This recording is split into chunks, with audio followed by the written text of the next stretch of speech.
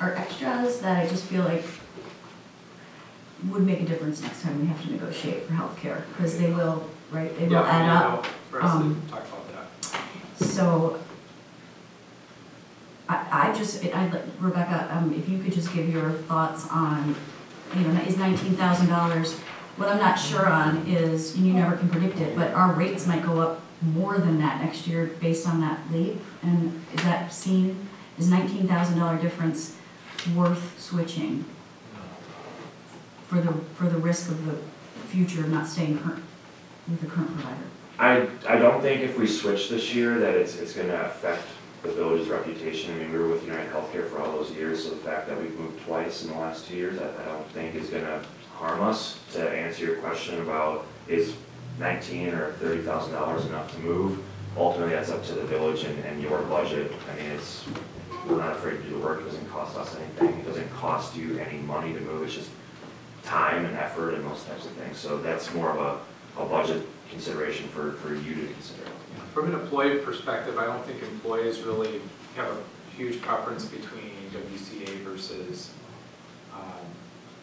WPS. I mean, the networks are fairly similar. So, you know, as far as transition to doctors, you know, there's hardly any transition there for employees. So it's just a fact that, you know, is the village wanting to pay more for, you know, kind of the things that Alex provided. So just know from an employee perspective, it's pretty, I mean, it's pretty similar. In network, are you talking about, you don't need to go see certain doctors, correct? You can go anywhere you'd like on either plan, whether we stay with WPS or we move to WCA, all the major providers in this network. In-network, that you get the in-network rate. It's not out of the network. Oh, you still have different rates, okay. Trustee Carpenter. Do you call the question? Sure. Second. Okay, do we need to vote to call the question? Yes. Okay, all those in favor of calling the question say aye. Aye. Aye. Any opposed? Motion carries. Repeat the motion, please. Trustee Amend to move, second by Trustee Maher, to authorize the village manager to enter into an agreement with the WCA Health Group Trust to be the village's health insurance provider for 2019 and incorporate the plan design changes to the PPO deductibles and the office visit co-payments. Okay, we have a motion and a second. All those in favor say aye. Aye. Any opposed? Motion carries. Thank you so much. Thank you. The next item on our agenda is to consider the 2019 wellness program and health savings account contribution. I can kick this one off. Let me get to my memo here. When I visited you all last year about this time, we introduced the high deductible plan. So prior to last year, we always just had one plan. That's the PPO plan, or sometimes they're referred to as a co-payment plan because it's heavy on co-payments. But we added a second plan, a high deductible, for a few reasons. One of the main reasons was for employees that may not use their health insurance as much. A high deductible plan is a great option. It's a lower premium, so you're saving monthly payments on health insurance. There's a little more risk with the fact that the deductibles are higher, the out-of-pockets are higher in that, but in order to do that, or to make that plan more attractive, we set up a health savings account contribution for the village, and this is a practice that a lot of, or not just municipalities, but organizations do. Like my wife at Marquette, they have an HSA incentive program as well for employees that are part of the high deductible plan. The village incentivizes it by contributing to those accounts. And then employees can use those health savings accounts to make medical purchases. When you established that amount last year, which was $400 for single and $1,200 for family, I believe. We didn't want to make that a long-term commitment. We wanted to review that on an annual basis. So as promised, I wanted to bring that forward to the board. In addition, I know some of you have inquired about wellness percentages and how we do that allocation. So that is brought forward to you as well for consideration. The only thing I ask for the, if there's any changes that are wanting to be made for the wellness program, that we look forward to doing those changes for 2020. employees have completed their wellness activities, expecting a percentage contribution for 2019. So I think this is an opportunity that if you want to work towards 2020 already, that you have the ability to do that. So you go all year, so they just completed something? So they completed their scorecards this year, and completing your scorecard sets your rate for the next year premiums. So like, for example, if I'm on the PPO plan, if I completed my wellness scorecard in 2018, that sets my cost share for 2019 at 10%. So if we were to adjust those percentages for this year, you know, employees are thinking that, you know, they're doing it for 10%, and if you were to adjust that differently, there would just be some employee morale impact in that decision. However, if you set that already for 2020, that gives us a whole year to be able to communicate that with employees. I just would caution on that. It's a weird setup because budgets change every year. So if we needed to save the money, like I don't want to set up that pattern of setting our budget for wellness 2 years in advance.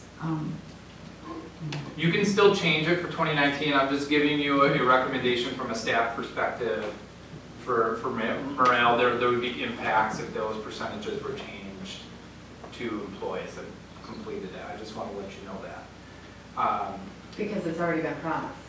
I mean, that's how the program's been laid out to them. So if they've completed their scorecards and those percentages have changed, especially, you know, in the past, they've always paid 12%. So if you increased it anywhere close or at 12%, I think a lot of employees would look at that as saying, No, I understand. I'm just saying, yeah. Yeah, okay. So I don't need to go into that.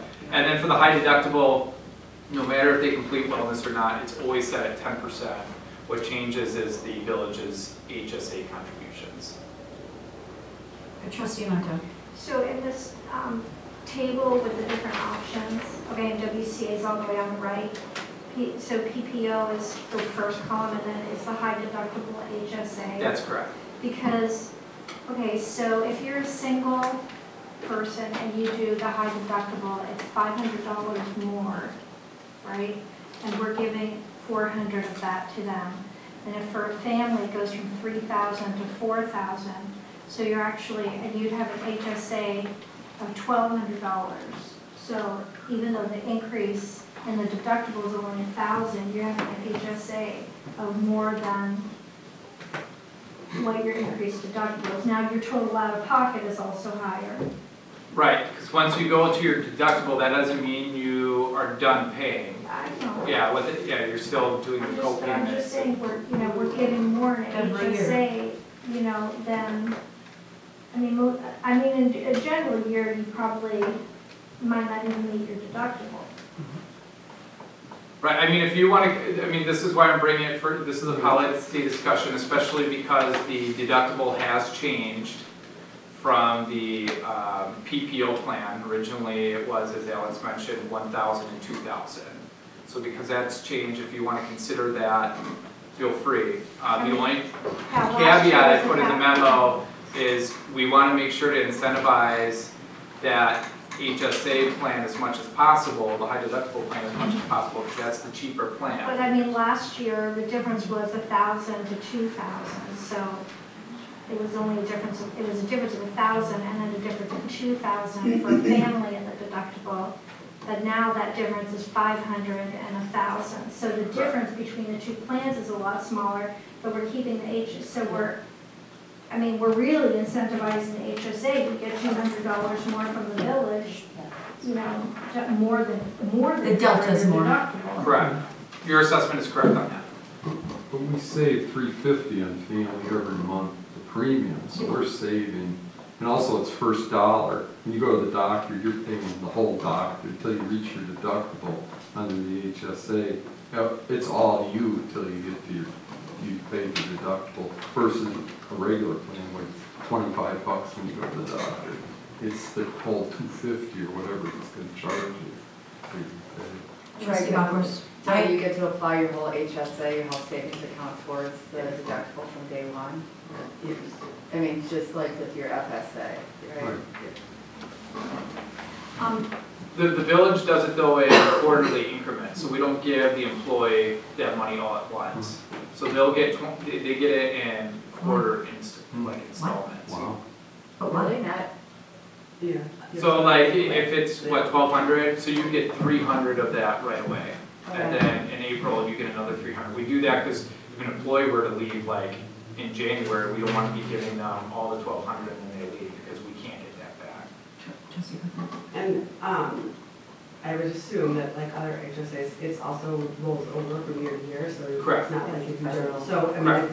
it's almost like it's a savings account, so you know, at some point you could have a pretty substantial nest egg in that account. And, I mean, I think that this is a really common thing throughout most of, this is what most organizations are really pushing their employees towards. So, you know, I think it's a really great option for employees. I have 3 questions. First, we've always been told that, are these separate plans, HSA, from our regular plan? And the reason I ask that is, if you're taking all your sick people, or you're taking all your healthy people who don't see the doctor very often, and you're allowing them to go to an HSA, because then they can save more money that way, rather than paying premiums.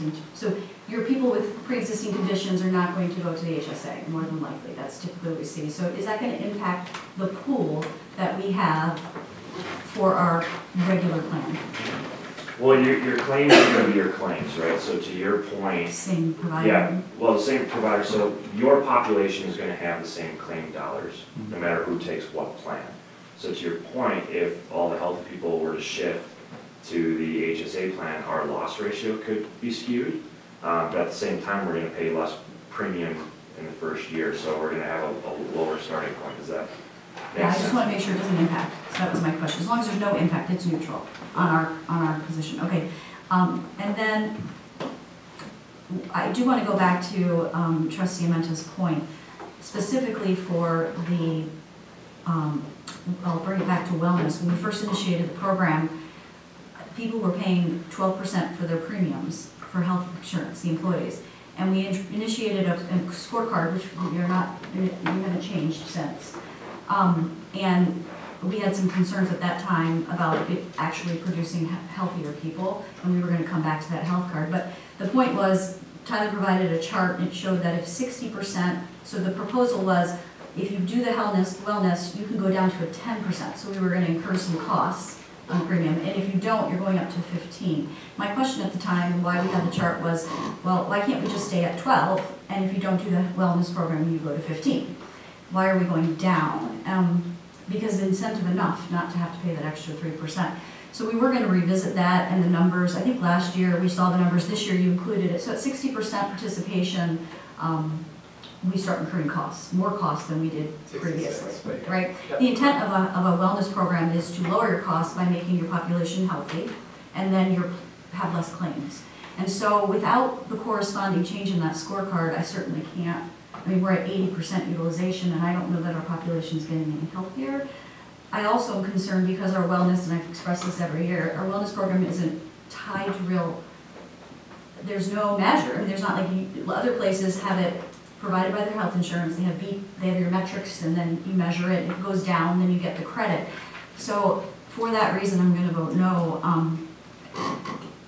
because we incurred more costs. And then going back to, so if we could show that we're getting healthier and our premium, our plan costs are going down because of it, then I could see a shift. The other, and what are we on, year 3? Year 3? Of the wellness? Yeah, this will be starting. Okay. And then to Trustee Amenta's, it's the same point I made at wellness. We keep increasing the benefit when we don't need to. I mean, because we're increasing it more for family, but not for individual. So is there a way to make this? equitable. Yeah.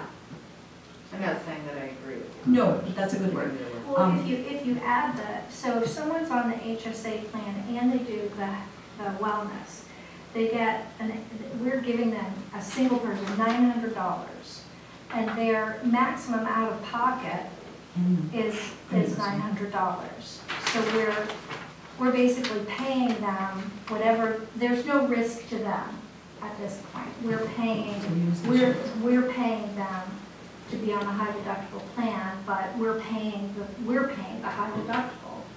right? I mean, you're paying pretty close to it, yeah. I mean, and it's a very attractive incentive, because as I mentioned in my memo, for every person that we have switched from the PPO to the HSA plan, village saves $1,000. And for every person on the family plan. Is that net of the $900? Yes, that's net, correct. And it's $2,500 in savings for the HSA. So if you want to set it up differently, just know I'm more than open, but I'm trying to make this such an easy decision that we have a lot of employees go on the HSA plan. It's a win-win. It's a win for the employee because they're paying less, and it's a win for the village because the village is paying. Okay, but on the family, the maximum out of pocket, the difference is $12,900 to $14,600, so that's $1,800. And you get an HSA for $1,500 plus, what do you get, $1,200 plus $1,500. So we're giving you even more than what your maximum